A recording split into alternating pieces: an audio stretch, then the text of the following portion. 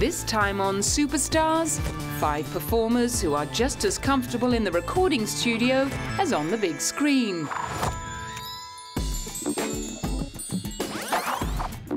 Good Will Hunting star Minnie Driver's decision to branch out into a music career was originally met with great cynicism.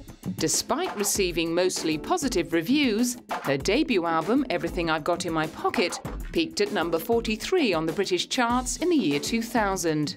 Yeah, there's an underlying prejudice of people not wanting you to do more than one thing creatively, and I don't know really what that comes from, but yeah, there's a lot of scepticism when actors put out records.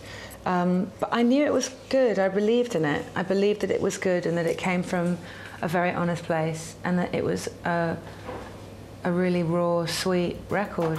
In fact, although she quickly became better known as an actress after appearing in 1995's Circle of Friends, Minnie actually began her performing career as a singer-songwriter in the band Puff, Rocks and Brown in the early 90s. The success of Circle of Friends led to her casting in the 1997 Oscar winner Good Will Hunting and to a relationship with Matt Damon. Almost as soon as she'd become a household name, however, she all but dropped out of sight, ploughing her creative efforts into writing 10 out of the 11 songs on her first album. For the first few years of the millennium, she appeared in smaller independent films like Hope Springs and lent her voice to animated characters in Tarzan and the Japanese anime hit Princess Mononoke. She also had an ongoing role as Karen Walker's nemesis in the TV comedy Will and Grace, and a supporting role in the movie adaptation of the stage musical Phantom of the Opera. It was really fun. It was fun to, I was, you know, the comic relief in this film, so it's good to make the crew laugh and have a laugh myself. No doubt she also got to have plenty of laughs acting opposite Friends star Matthew Perry in a revival of the David Mamet stage play Sexual Perversity in Chicago. Which of these are yours? You want to separate them? He's brilliant. He's a brilliant actor. Yeah, he's going to surprise a lot of people. I mean, if they come expecting him to be Chandler, they ain't going to get it. In 2007, she launched her small-screen career in earnest with her role as a con artist in the FX dramedy series The Riches, while embarking on her second album, Sea Stories. By the time Sea Stories was released in 2008, she was pregnant with her first child. Well, I'm still really writing about love, you know, but they're definitely different, the different permutations from the first one. A lot about parental love and friendship and kind of observing friends and how they live their life, and a lot of the songs center around one relationship that I had with a really amazing person, and he was just such an inspiration, so it's all very autobiographical. Just who those songs centered around has become a topic of discussion, given that Minnie has been romantically linked with a number of male celebrities, including Josh Brolin, Matt Damon and John Cusack. There's also been plenty of speculation about the identity of her baby's father, but Minnie has been keeping mum. However, just 2 months before giving birth, while promoting her film Take, she was happy to chat about the prospective perils of becoming a celebrity mum. People are very respectful and really happy and have been lovely. The special challenges of being a celebrity is that you feel like you're having all this celebrity is going to then be thrust on your kid who hasn't asked for any of that, and that sort of media attention. But it's okay. Like I live a pretty quiet life, you know. So I get it. It's just the life that this baby is being born into. Going into motherhood for the first time at the age of 38, she was determined to take a very sensible approach to the naming process. I don't plan on calling my children anything too crazy. So I don't think they'll be that, I mean, it'll, you know. It's really weird. What's that whole thing of, like, you know, match the baby name with the celebrity who gave it to them? Like, that's an actual game on the internet. That's weird. You don't want your kid to have to deal with that. No, I'm not going to be calling it, you know, I can't, I wish I could have thought of like a wingspan. Wingspan Driver. That's a great name. No, my kid's going to have unusual but nice names. 2 months later, she welcomed 9-pound 2-ounce Henry Story Driver, Coincidentally, her first film due out after giving birth was the aptly named Motherhood. Out, then the hell with you. I hope you're very happy.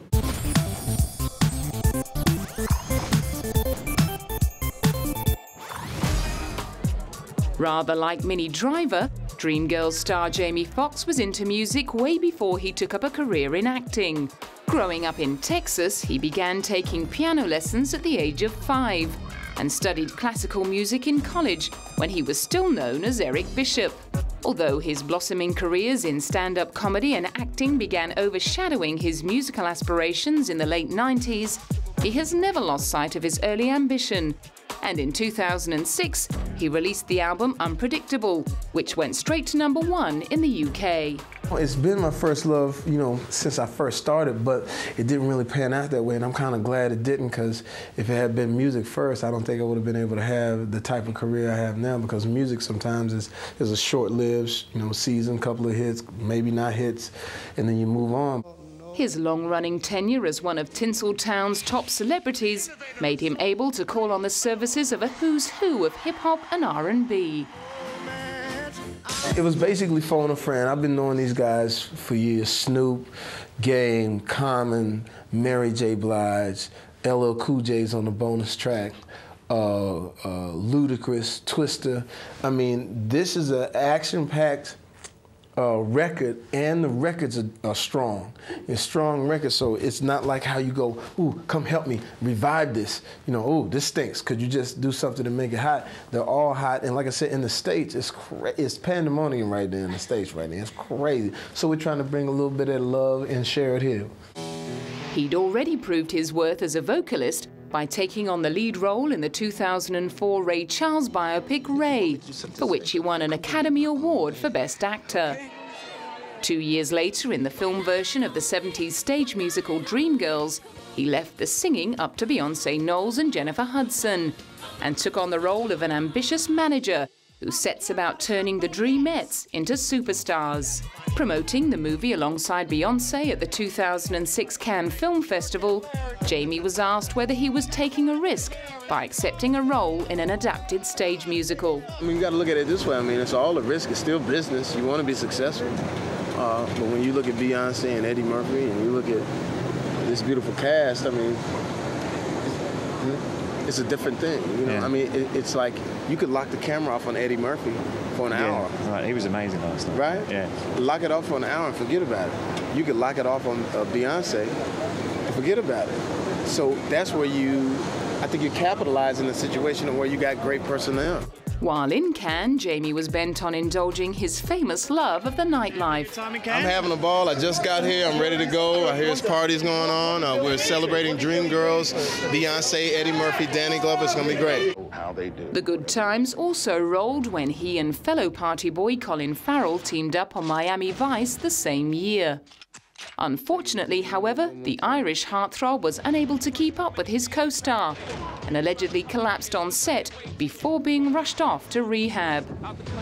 While Jamie managed to keep it together during the filming of Miami Vice, his carousing ways did get him into trouble back in 2003, when he and his sister were escorted from a casino in New Orleans by 2 police officers. Unwilling to go quietly, Jamie was initially charged with battery and resisting arrest. He ended up pleading no contest to disturbing the peace and copped a 6-month suspended jail term.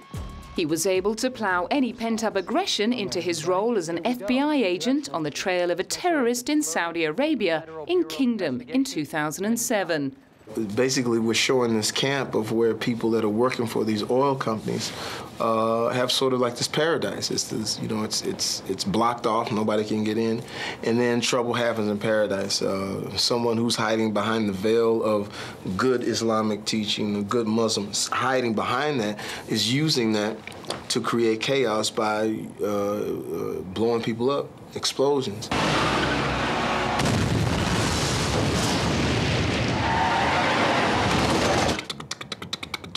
Yeah, that's what I like. You know, when they get to shooting them guns and get to chasing people and fighting and falling and all that kind of stuff, I love that. And so towards the end, it just goes, right?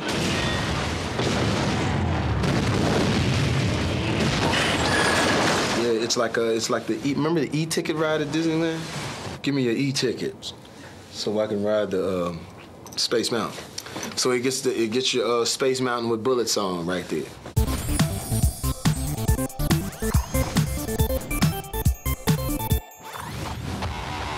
Robert Downey Jr. is another actor who enjoys messing around in the studio. In 2004, he released his debut album, The Futurist. As well as performing all the vocals, he also played piano on some of the songs. Born in New York in 1965, Robert inherited his performing talents from his actress mother and actor-director father. Unfortunately, he also reportedly inherited his father's penchant for illegal substances. His father allegedly handed drugs to Robert from the age of 8. He kept his addictions under control early in his career, turning in some of his most acclaimed performances. As well as Chaplin, there was Oliver Stone's Natural Born Killers, Robert Altman's Short Cuts, and a big screen adaptation of Shakespeare's Richard III. However, in 1996, it all caught up with him, and he was arrested 3 times within a year on charges involving possession of Mexican black tar heroin, crack, cocaine, and an unloaded Magnum revolver. He was sentenced to 3 years probation, and for the next 4 years he was in and out of prison and rehab. He ended up losing his Golden Globe-winning job on TV drama Ally McBeal. But he got back on track after meeting producer and wife-to-be Susan Levin on the set of his 2003 psychological thriller Gothica. Susan was able to keep a close eye on him as a producer on his 2005 movie Kiss Kiss Bang Bang. No. And Robert was reveling in the limelight. It's kind of a love letter with a lot of backstabbing on the way. But ultimately, they're all staying here at the end. That's a funny thing. People love talking smack about LA, but we're all going home to our places here at night. His partner in the crime comedy was fellow former bad boy Val Kilmer. And if things went awry, the film's writer-director Shane Black would have had his hands rather full. There's this reputation that both of them have. That's the past. There was nothing on my set to indicate that they were anything other than consummate professionals. Thanks to such positive reviews, he was in everyone's good books again, and the job offers came flooding in. As well as supporting George Clooney in Good Night and Good Luck, he co-starred with Tim Allen in a remake of the Disney classic The Shaggy Dog and scored the title role in the big screen adaptation of Iron Man. In 2007, he changed pace again to play a star crime reporter in serial killer flick Zodiac, which allowed him to work with one of his favorite directors, David Fincher. He's an American treasure, really, but I've known him for ages. I remember asking him to direct a video for the version of Smile I did for Chaplin, and back from the propaganda days. There's no one like him. He's a very American creation, and particularly you think of the Bay Area and the time that he was coming up and the innovations he made and what he did to music, television, and the whole stuff, and all those, videos and stuff. But working with him on this film, you just felt like you were in very capable hands, and you were a sponge, and he was going to wring you out every day. More than making up for the time lost during his battle with addictions, Robert saw no fewer than 11 films released from 2005 to 2007. First cab off the rank in 2008 was Charlie Bartlett, about a privileged boy who gets kicked out of private school and has to start life again at a public school. Then he put his hand up for the rather daunting challenge of playing an African-American in the Ben Stiller comedy Tropic Thunder. We lost! We lost, man! Tell them, McCluskey. Tell them what time it is. I don't believe you people. Huh? What do you mean, you people? What do you mean, you people? Huh? I didn't start thinking about, if I was ever going to play an actor playing a black guy in a movie about Vietnam. I mean, it's a pretty far-fetched idea. In just 4 short years, he'd gone from being an insurance risk to being the hottest property in Hollywood, and directors were falling over themselves to sign him up.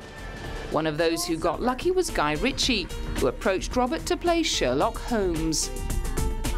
In case you aren't aware, I had a hell of a summer. And it's made me much more viable to play a lead role than I might have in the past. And I thought the idea of Guy and the way his directing style and his strengths with a kind of very staid, you know, iconoclastic period idea like this was just kind of a no-lose situation. And once he began immersing himself in the role of the fictional sleuth, he found plenty of common ground. As a matter of fact, Mrs. Downey, sitting over there, said that when you read the description of the guy, quirky and kind of nuts as it is, she said it could be a description of me on some days. I'm going to do it better than it's ever been done before.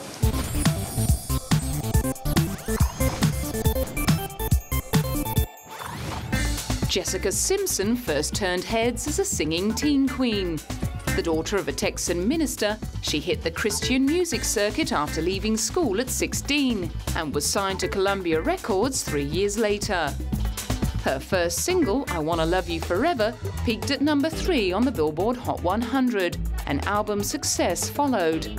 However, she didn't become a household name until after the launch of the reality TV show The Newlyweds, in which she starred with husband and fellow singer Nick Lachey. The MTV show became a pop culture phenomenon, not least because of Jessica's classic gaffes on the food front. Not only did she confuse tuna with chicken, when asked if she fancied some buffalo wings, she famously replied, "Sorry, I don't eat buffalo." Preferring to be called ditzy rather than dumb, Jessica was certainly savvy enough to convert the profile afforded by the Newlyweds into new career opportunities, and set her sights on bagging the part of Daisy Duke in 2005's big screen revival of the 80s TV show Dukes of Hazzard. Mother of Mary. It was hard. I mean, I had to do the whole auditioning process, but I was really confident. I was confident that I was gonna get this role. So I think that more than anything, that's what people saw, and that's why I was casted, because they knew how much I really wanted it. Then she set about getting herself in shape to play the devious Daisy, who uses her underclad feminine charms to confuse the enemy.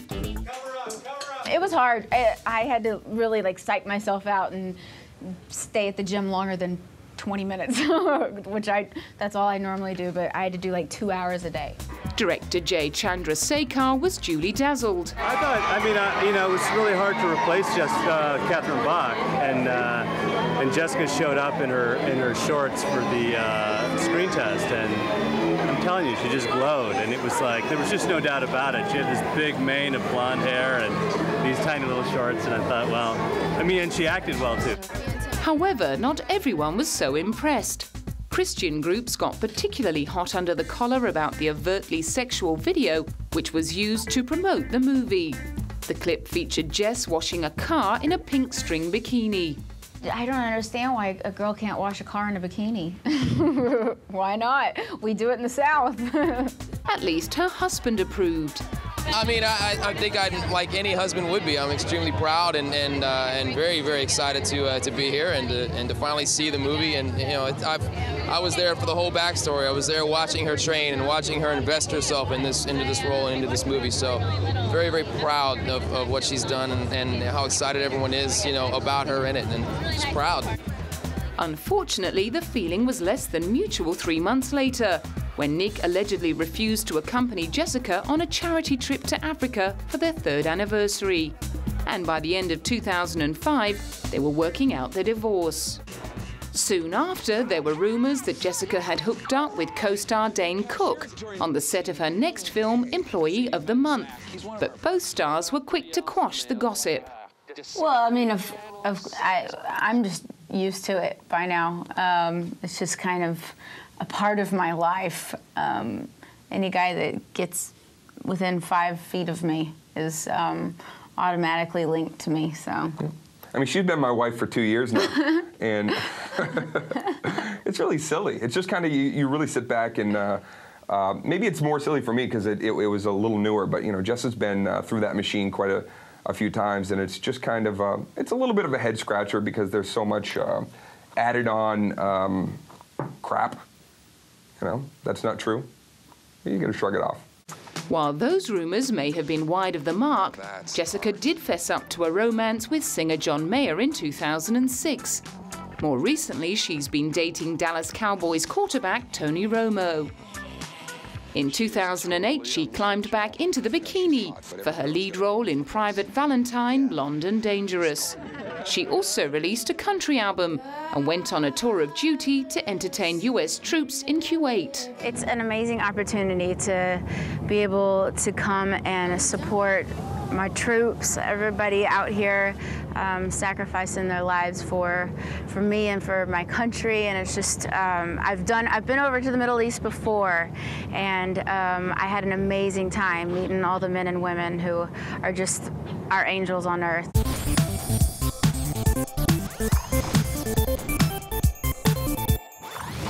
Kevin Bacon became a household name way back in 1984, after playing a small-town teenager bent on bringing music and dancing back to the senior prom in Footloose. Although he didn't sing on the album's soundtrack, he put in plenty of nifty footwork. Unfortunately, Kevin has since claimed that the film that made him a star at the age of 26 also put paid to his chances of piecing together a career as a credible hero. He became typecast as offbeat, messed-up outsiders and fell into a career slump in the late 80s. In the early 90s, he played a few character roles, and by 1994, he was back in the big time, with his role as Meryl Streep's nemesis in River Wild. The following year, he added another string to his bow by forming a band with his brother Michael. The imaginatively titled Bacon Brothers have gone on to record and release 4 albums. In 2007, they were invited to perform the song Philadelphia at a tribute concert for Bruce Springsteen in Carnegie Hall. We're from Philadelphia, and you know, one of the great things about him is you say, well, you got to pick a Bruce Springsteen song, and it's like that's a hard choice because there's so many great songs, you know. But I just have always been, it's one of those songs I've always kind of connected with. Over the past few years, Kevin has made a name for himself by taking on roles in very challenging films. In 2003, he played a policeman on the hunt for a murderer in the Clint Eastwood drama Mystic River, about 3 men who have to live with the memory of a defining tragedy in their childhoods. I just try to play the part and, try to do my best to tell the story. And this is a story about these 3 guys and this tragic event, 2 tragic events, one that brings them all back together. What's the message? I don't know. I guess, if anything, it's that, if you have a lot of pain about a specific issue and you don't deal with it, it's eventually going to, be like a cancer. The following year, he signed on for a supporting role in Jane Campion's controversial crime thriller In the Cut and played a pedophile in The Woodsman. As a father of 2, he found the part of Walter in The Woodsman particularly confronting. Thankfully, his wife, Kira Sedgwick, a co-star in the film, was on hand to provide emotional support. It was unpleasant. It was very unpleasant. And it's unpleasant, frankly, talking about it now. I mean, I had sort of, finished the film and had obviously put some distance between myself and it. And, when you get back into the promotion of it, you sort of have to, start kind of thinking about it again. But, I didn't think it was going to be a walk in the park, as it were. I knew that it wouldn't be the most fun. However, he insists he doesn't go out of the way to look for dark roles in independent films. I'm certainly not opposed to mainstream films. I don't have this idea that I'm, patting myself on the back and saying, well, I'm only doing the serious stuff while everyone else is just, farting around.